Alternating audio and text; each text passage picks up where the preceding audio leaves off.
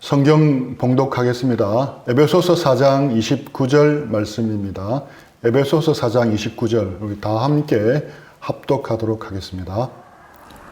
무릇 더러운 말은 너희 입 밖에도 내지 말고 오직 덕을 세우는데 소용되는 대로 선한 말을 하여 듣는 자들에게 은혜를 끼치게 하라.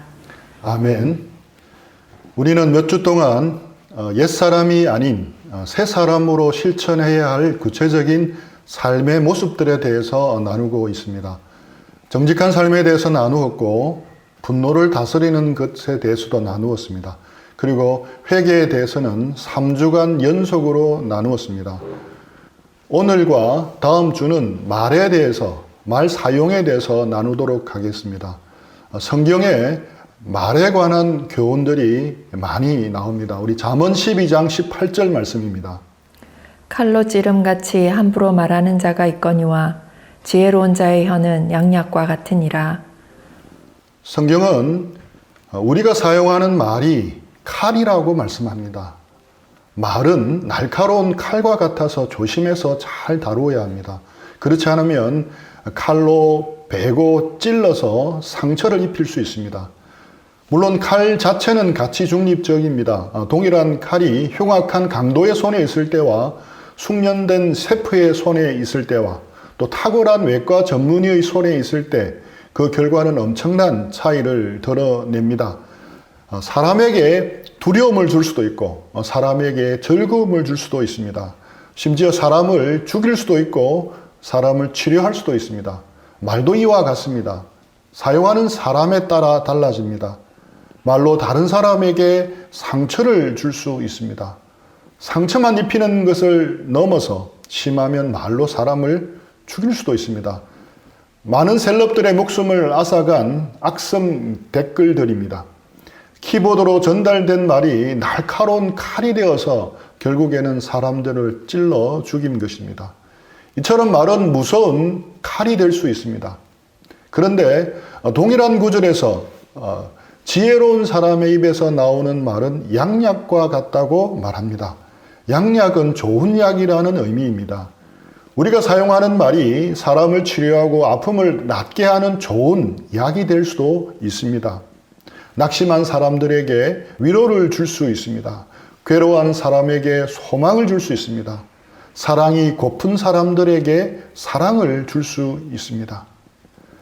말은 사람을 해치고 죽이는 칼도 될 수 있고 죽어가는 사람을 살리는 양약도 될 수 있는 것입니다.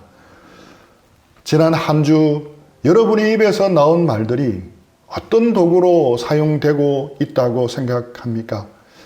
다른 사람에게 함부로 찌르는 칼과 같았습니까? 아니면 사람을 즐겁게 하고 사람을 치료하는 칼과 같았습니까? 여러분의 말로 좋은 약과 같이 사람들에게 힐링을 주었습니까? 아니면 킬링을 주었습니까? 또 성경은 말을 불이라고 말씀합니다. 야고보서 3장 5, 6절 말씀입니다. 이와 같이 혀도 작은 지체로 돼 큰 것을 자랑하도다. 보라, 얼마나 작은 불이 얼마나 많은 나무를 태우는가. 혀는 곧 불이요 불의의 세계라. 혀는 우리 지체 중에서 온몸을 더럽히고 삶의 수레바퀴를 불사르나니 그 사르는 것이 지옥불에서 나느니라. 불은 시작은 작지만 그것이 번져나가면 엄청난 위력이 있습니다. 작은 불씨 하나로 시작한 불이라도 번지면 손쓸 수 없이 모든 것을 다 태워버립니다. 과거 미국의 서부와 호주에서 난 산불은 인공위성으로도 관찰될 정도로 엄청난 위력으로 번져나가서 수많은 것을 삼켜버렸습니다. 불은 불인데 어떤 것을 태우는 불이라고 말씀합니까? 삶의 수레바퀴를 불사르는 불이라고 합니다. 왜 하필 삶의 수레바퀴를 불사른다는 표현을 했겠습니까? 자전거와 자동차를 생각하시면 됩니다. 자전거는 편리한 이동수단이지만 펑크가 난 자전거는 끌고 가거나 매여야 합니다. 도리어 짐이 됩니다. 바퀴가 펑크난 자동차도 마찬가지입니다. 바퀴 하나만 펑크가 나더라도 유용한 교통수단이었던 것이 금세 큰 짐거리가 되어 버립니다. 이처럼 말이 우리의 삶의 수레바퀴를 불살라 버리면 우리의 삶 전체가 큰 짐덩어리가 되어 버립니다. 큰 영향을 끼치는 것입니다. 성경은 그 사르는 것이 지옥불 같다고 말씀합니다. 말 한마디 때문에 가정생활이 어려워지기도 합니다. 신앙생활도 힘들어질 수 있습니다. 교회 공동체가 깨어지는 것도 말 한마디 때문에 시작되는 경우가 많습니다. 심지어 말 한마디 때문에 전쟁까지 일어나기도 합니다. 많은 문제들이 말 때문에 생깁니다. 우리가 쓰는 말에는 이만큼 영향력이 있습니다. 또 성경은 말이 배의 키와 같다고 말씀합니다. 야고보서 3장 4절 말씀입니다. 또 배를 보라. 그렇게 크고 광풍에 밀려가는 것들을 지극히 작은 키로서 사공의 뜻대로 운행하나니.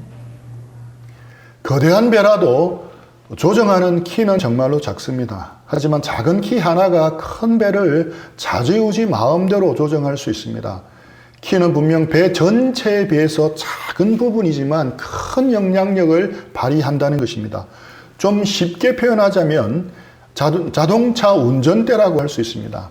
우리가 쓰는 말은 자동차의 운전대입니다. 그냥 자동차가 아니라 고속 주행하는 자동차의 운전대입니다.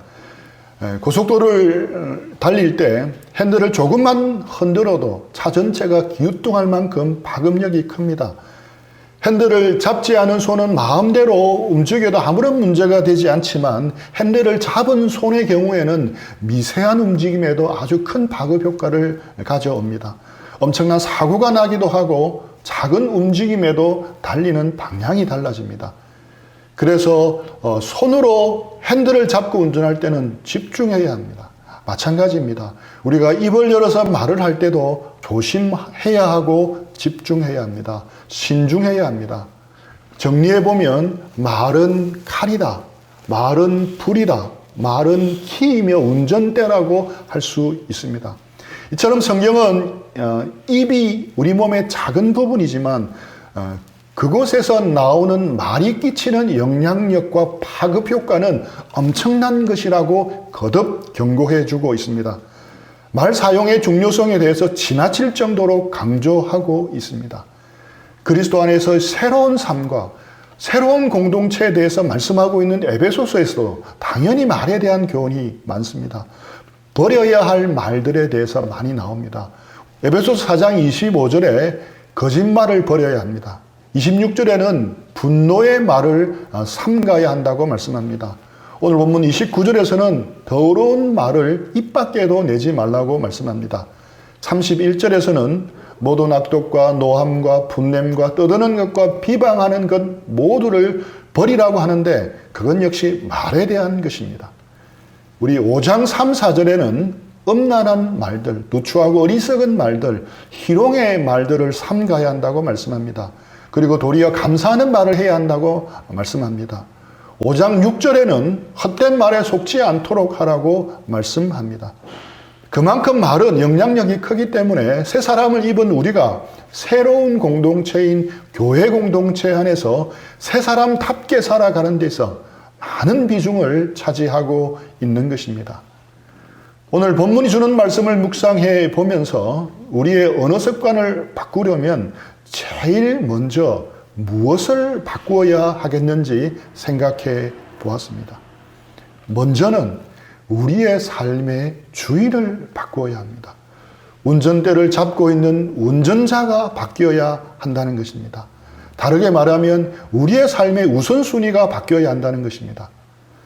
얼핏 생각하면 말에 대해서 생각하면서 주인이 바뀌고 우선순위가 바뀌어야 한다는 것이 생뚱맞다고 느껴질 수도 있습니다. 그런데 오늘 말씀에서 우리의 언어 사용에 대해서 그 최종 목표가 무엇이라고 말씀하고 있습니까? 듣는 자들에게 은혜를 끼치게 하라. 듣는 자들, 다른 사람에게 은혜를 끼치게 하는 것이 최종 목표입니다. 즉 우리의 언어 사용의 궁극적인 목적은 나의 유익이 아닙니다. 누구를 위함입니까? 듣는 사람입니다. 내가 아닌 상대방입니다. 내가 아니라 내 말을 듣는 사람입니다. 내 말의 사용 목적은 내가 아니라 다른 사람이어야 한다는 것입니다. 말의 힘이라는 이 영상 한 클립만 잠시 보고 이어가겠습니다. 방에 카메라를 설치하고 잠시 후 사람들의 대화를 지켜보겠습니다.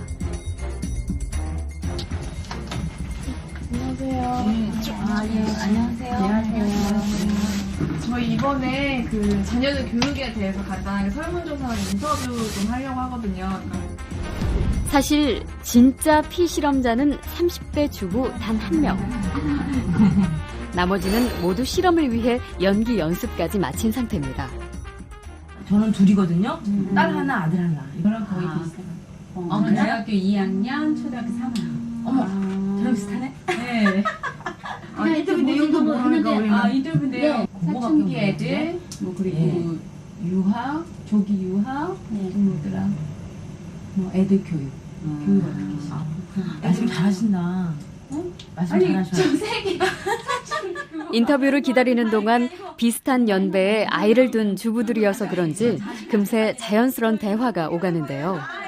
적당한 칭찬과 맞장구에 표정이 아주 밝아 보이죠? 요즘에 외국이야. 여보세요? 유연아 왜? 우리는 애가 애가 많아가지고 유학? 우리는 저 캐나다 쪽에 이번에 가서 알아봤는데 거기가 홈스테이랑 가디언이랑 랭리 지역하고 서리 지역이 나름대로 괜찮더라. 유학 보내려고? 유학은 저기가 좋아요. 캐나다. 제가 또 알아보니까 미국은 미국은 한국 나더라고요. 가더라고요. 미국은 스타트 시험에 네, 합격을 해야 되는 맞아요. 거고. 그러면 지금부터 웨이팅 리스트를 해놔야 돼. 머리 프랩? 그 다음에 이제 ELS랑 있는데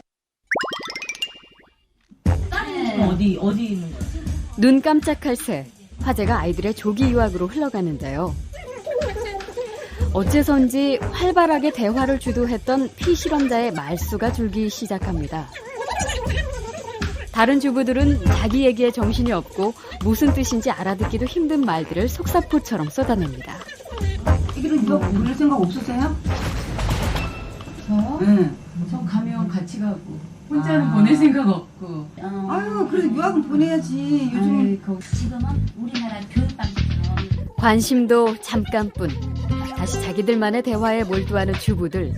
피실험자는 대화에 낄 의욕조차 잃었는지 점점 말을 잃어갑니다. 대화 시작 후 불과 20분 만에 달라진 표정. 실험을 더 진행하는 게 잔인해 보이기까지 합니다.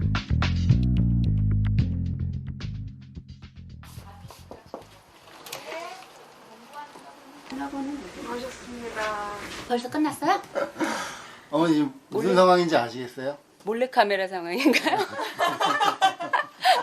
처음에 들어오셨을 때 네. 굉장히 웃고 밝고 표정이 좋으셨거든요. 예. 근데 점점 표정이 안 좋아지는 거? 이런 상황이 조금 더 계속됐다면 어땠을까요? 아니, 그러니까 일어선다니까요. 왜 나를 여기 데려왔나요? 이렇게 제가 아마 다시 물어봤을 것 같아요. 이 실험은 20, 30대 성인 남녀 8명을 대상으로 진행됐는데요.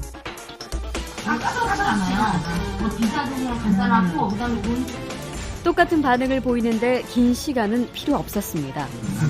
피실험자가 잘 모르는 조기 유학 정보와 어려운 재테크 용어, 그리고 영어만으로 자기들끼리 대화를 나누는 상황. 걸릴 줄은 몰랐는데. 저도 에너스 앞으로 수익 좀 올렸잖아요. 사이드카가 발동할 염려가 없겠네. 선물 지수가 5% 급등했다면서 손해 많이 봤는데. 아이고, 그러면 이제 시세를 좀 파악을 해야죠. 저는 이제 한 2년 급기야 자리를 박차고 나가는 돌발 상황까지 발생합니다. 많이 좀 황당했죠. 약간 좀 황당했습니다. 조금. 좀 바보 된 기분이죠, 솔직히. 나는 나만 안 하고 있구나. 소외감도 들고 그러더라고요. 소외감 드는 건 금방이네요. 네. 순식간이더라고요. 순식간에. 우리의 평소 대화하는 모습을 보는 것 같지 않습니까? 다 함께 대화하는 것 같지만 주된 관심은 자기 관심이고 결국 자기 자신임을 관찰할 수 있습니다. 우리도 이렇게 대화를 하고 있지는 않습니까? 이 영상에서 알 수 있듯이 우리가 말을 올바로 사용하기 위해서는 제일 먼저 중심이 바뀌어야 합니다. 즉 주인이 바뀌는 것입니다. 우선순위가 바뀌는 겁니다. 내 중심에서 주님 중심으로, 다른 사람 중심으로 바뀌는 것이 선행되어야 합니다. 이렇게 말하기는 쉽지만 실제로 이렇게 살아내는 것은 결코 만만치 않습니다. 특히 오늘날과 같이 자기중심적인 가치관이 팽배한 시대에는 더더욱 쉽지 않은 이야기입니다. 목회자이자 신학자로 은퇴한 유호준 교수님은 교회에게 하고픈 말이라는 책에서 이 땅의 교회를 돌아보면서 꼭 해결해야 할 과제로 자기중심적 신앙 풍조를 꼽았습니다.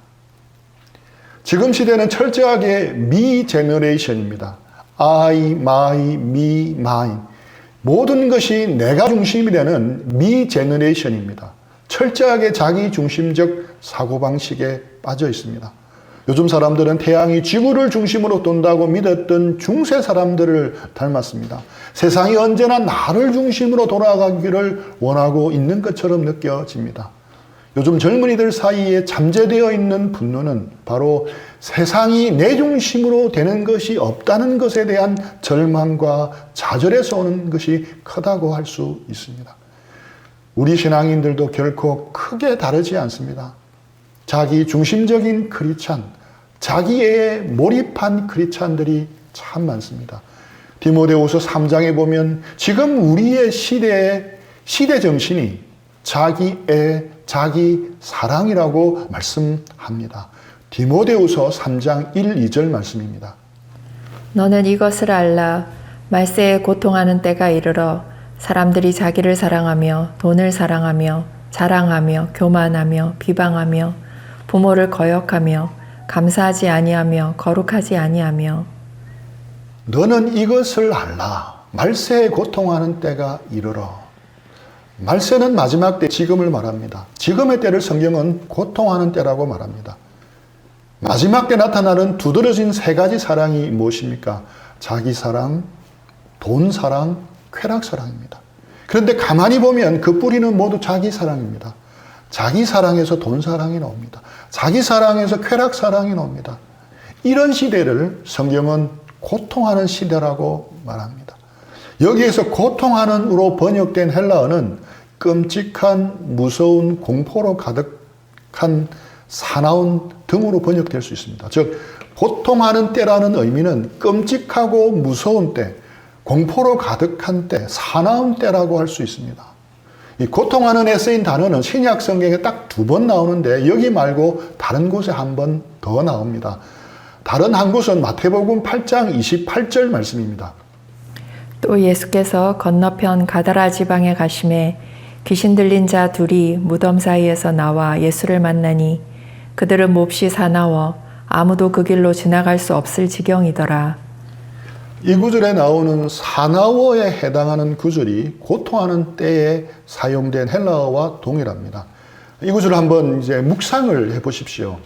한적한 산길이라도 안 그래도 으스스한데 그곳에 무덤들이 있습니다. 게다가 그 무덤들 사이로 귀신 들린 두 사람이 어슬렁거리며 밤낮 괴성을 질러댑니다. 거의 산짐승처럼 그 귀신 들린 사람들은 지나가는 사람들을 공격합니다. 어색한 산길에서 그 귀신 들린 사람을 만난다는 것은 생각만 해도 끔찍한 일입니다. 그런데 그 길을 지나다녀야 하는 동네 사람들은 어떻겠습니까? 공포 그 자체였습니다. 상상만 해도 소름이 끼칩니다.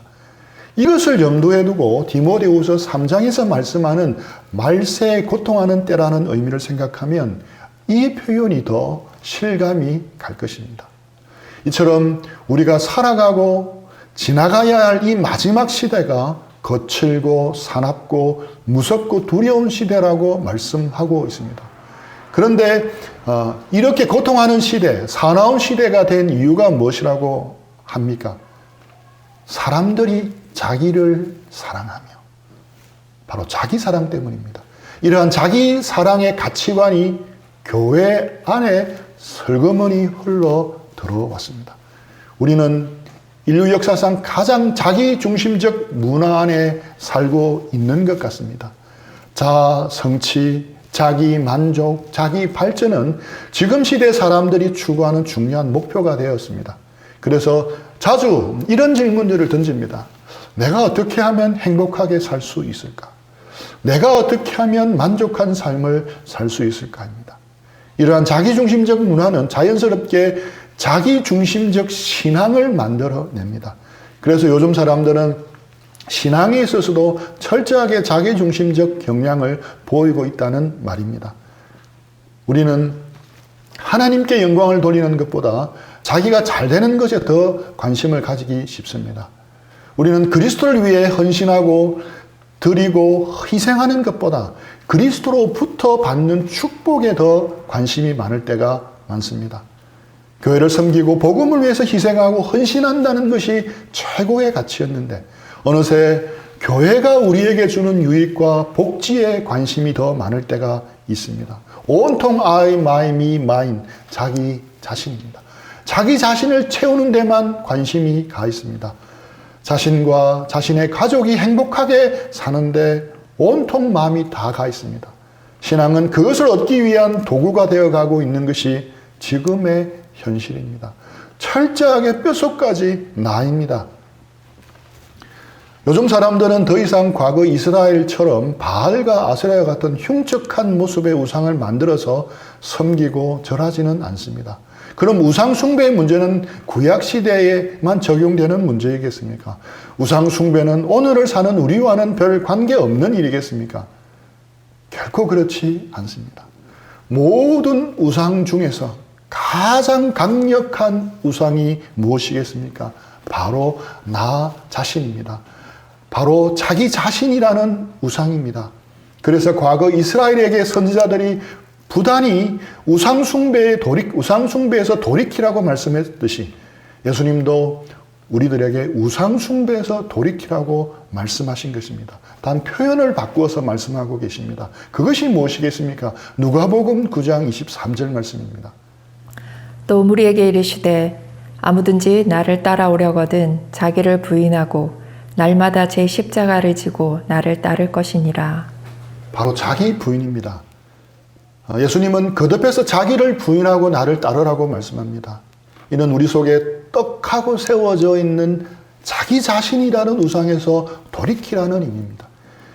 이 우상에서 돌이키라고 주님은 우리를 구원해 주셨습니다. 우리 빌립보서 2장 5절로 8절 말씀입니다. 너희 안에 이 마음을 품으라.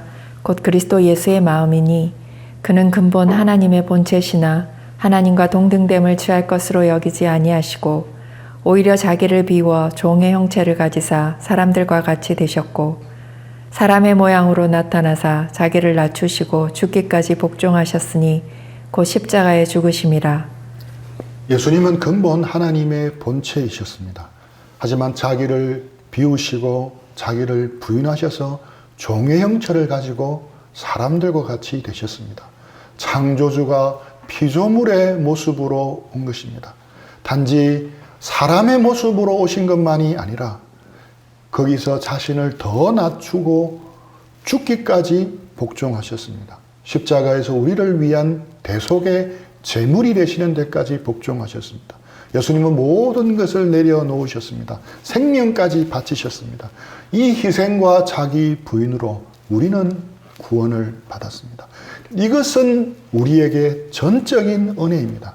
하지만 예수님에게는 전적인 자기 부인과 자기 희생입니다.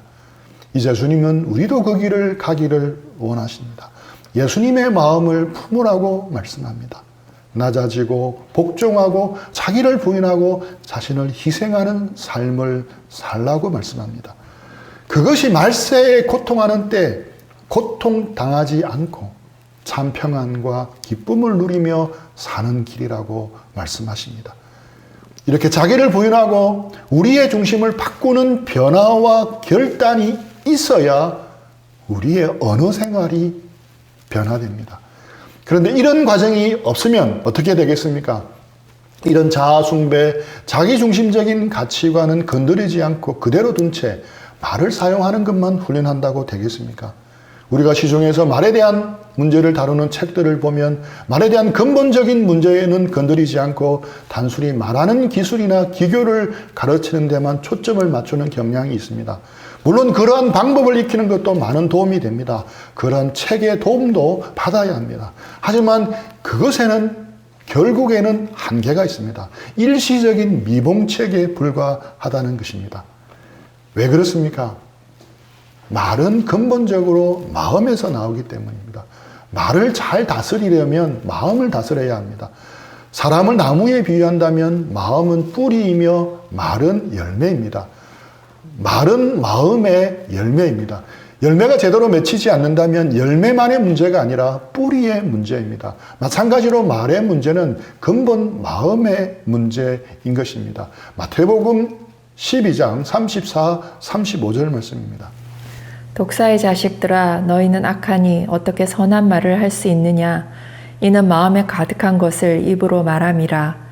선한 사람은 그 쌓은 선에서 선한 것을 내고 악한 사람은 그 쌓은 악에서 악한 것을 내느니라.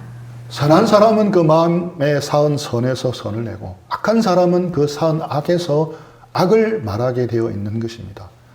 말은 마음에 쌓아둔 것에서 나오기 마련입니다. 그래서 마음을 바꾸지 않고 말만 바꾸는 것은 한계가 있습니다. 이는 당위성과 같습니다. 얕은 눈속임입니다. 썰이선 것을 얕은 달콤한 사탕 발림으로 감추어 놓은 것 정도밖에 되지 않습니다. 그래서 말을 바꾸려면 제일 먼저 마음을 바꾸어야 하는 것입니다. 이러한 시대 속에서 성경은 말씀합니다.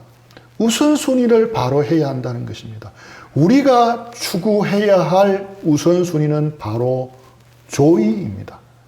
들어보신 적이 있을 겁니다. Jesus first, 예수님 첫 번째로, others second, 다른 사람을 그 다음에, yourself third, 나 자신은 세 번째, 마지막으로. 앞자만 따면 joy, 조이가 됩니다. 즉 기쁨이 이렇게 살면 기쁨이 온다는 겁니다.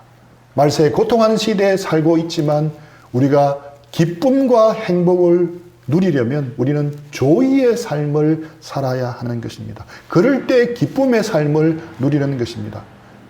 예수님을 가장 소중히 여기며 가장 먼저 구해야 합니다. 예수님이 원하시고 기뻐하시는 것을 가장 먼저 구해야 하는 것입니다. 그 다음에 나 자신이 아니라 다른 사람입니다. 자신의 유익보다는 다른 사람의 유익을 앞세워야 합니다. 내 행복, 내 감정보다는 나의 배우자, 부모님, 가족들, 다른 친구나 동료들의 감정과 행복을 먼저 생각해야 합니다. 세 번째가 자기 자신입니다. 이것은 예수님 안에서 새 사람이 된 우리가 추구해야 할 분명한 우선순위입니다. 우리가 붙들어야 할 가치관입니다. 우리가 조의의 삶을 붙잡을 때 내 감정과 내 기분에 함몰되지 않고 다른 사람들을 배려할 수 있게 됩니다. 바르고 옳은 말이라도 다 말하지 않게 됩니다. 하고 싶은 말이라도 다 말하지 않게 됩니다. 다음에 내가 무슨 말을 할까 생각하기보다 상대방의 말에 경청하게 됩니다. 공감하려고 애쓰게 됩니다. 다른 사람들에게 은혜를 끼치기 위해 말을 할 수도 있고 말을 마음에만 간직해야 하는 경우도 있습니다. 우리가 하는 말을 제대로 하고 있는지 아닌지 기준이 내가 아닙니다. 내가 지혜롭게 만족스럽게 말했는지가 내 말을 평가하는 기준이 아닙니다. 내가 아닌 다른 사람입니다.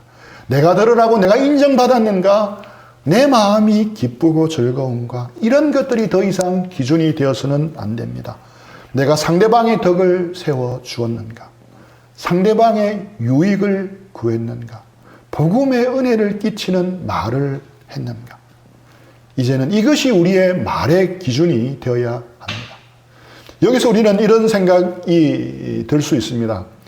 그러면 우리는 다른 사람들을 위한 감정 노동자처럼 살아야 한다는 말입니까? 예, 맞습니다. 예수님 믿어 새 사람이 되었다면 우리는 주님과 다른 사람을 위해서 감정 노동자처럼 살아야 합니다. 상대방에게 덕을 세우고 은혜를 끼치게 할 수 있다면 감정 노동을 해야 한다는 것입니다. 그런데 콜센터에서 감정 노동을 하시는 분들과는 다른 면이 있습니다. 그들은 많은 경우에 일방적으로 당하기만 합니다. 그러나 교회 공동체 안에서는 결코 그렇지 않습니다. 빌립보서 2장 1절로 4절 말씀입니다. 그러므로 그리스도 안에 무슨 권면이나 사랑의 무슨 위로나 성령의 무슨 교제나 긍휼이나 자비가 있거든 마음을 같이하여 같은 사랑을 가지고 뜻을 합하며 한 마음을 품어 아무 일에든지 다툼이나 허영으로 하지 말고 오직 겸손한 마음으로 각각 자기보다 남을 낮게 여기고 각각 자기 일을 돌볼 뿐더러 또한 각각 다른 사람들의 일을 돌보아 나의 기쁨을 충만하게 하라. 교회 공동체만은 일방통행이 아니라 서로가 서로에게 유익을 구하고 덕을 세우는 곳이어야 합니다. 서로가 서로의 유익을 구하는 그런 공동체 안에서 우리가 교제한다면 우리는 큰 위로와 격려와 기쁨을 넘치게 받을 것입니다. 그 힘과 에너지로 세상에 나가서 다른 사람을 섬기며 다른 사람에게 덕을 끼치며 은혜를 끼치는 말을 할 수 있게 되는 것입니다. 우리 공동체가 이런 공동체로 성장하기를 축복합니다. 우리 각자가 이런 사람으로 성장하기를 축복합니다. 우리 인생의 주인이 바뀌기를 축복합니다. 우리 인생의 우선순위가 바뀌기를 축복합니다. Jesus first, 예수님 먼저, others second, 다른 사람 먼저, yourself third, 그 다음에 나. 조의의 삶으로 우리의 우선순위가 새로워지기를 축복합니다. 자신의 언어 사용에 있어서 주님께서 가르쳐 주시는 것을 마음에 새기시기를 축복합니다. 우리 들은 말씀 생각하면서 기도하고 적용하는 시간들을 가지겠습니다.